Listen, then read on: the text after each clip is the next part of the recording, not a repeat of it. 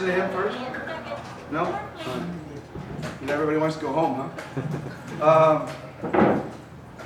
Well, big difference from this game to last game, especially second half. We came out and played with a lot more fire. I thought last game we kind of got lulled into sleep that the game was easy. You know, we played and we had a halftime lead without really working for it, and Phoenix was not playing well. And then, you know, we weren't prepared for their push, and we kind of panicked, and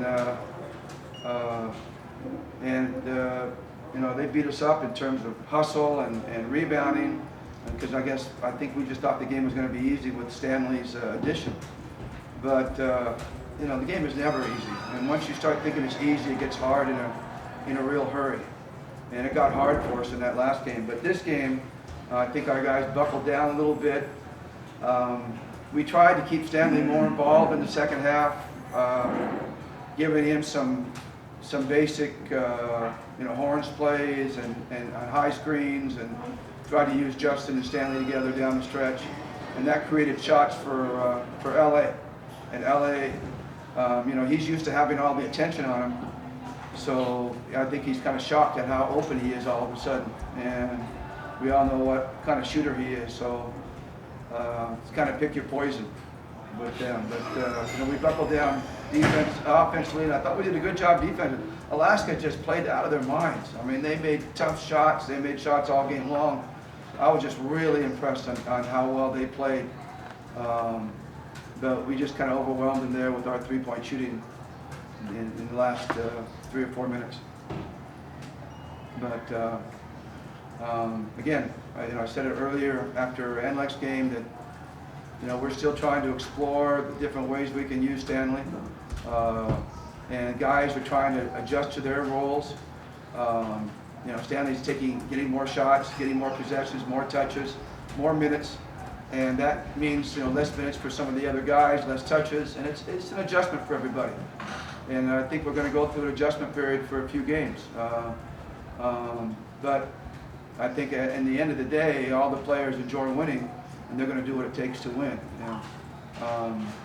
People always say they get more freedom when they leave the triangle system, and I suppose that's true.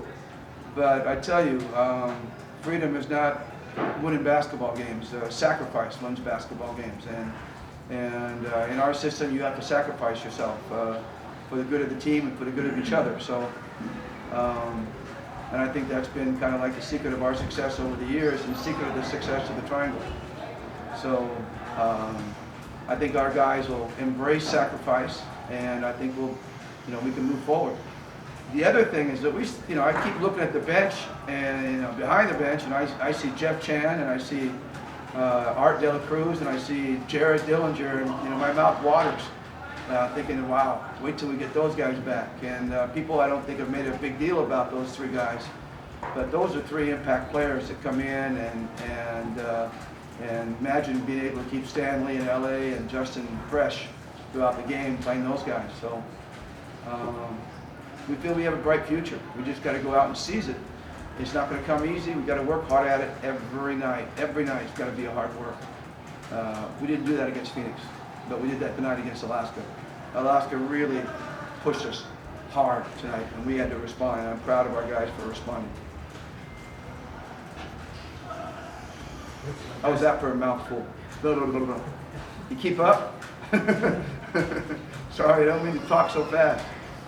Justin got a lot of help this time.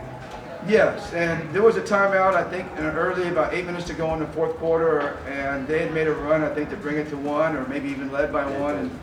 And you know, we said during the timeout that, guys, there's a lot of minutes left.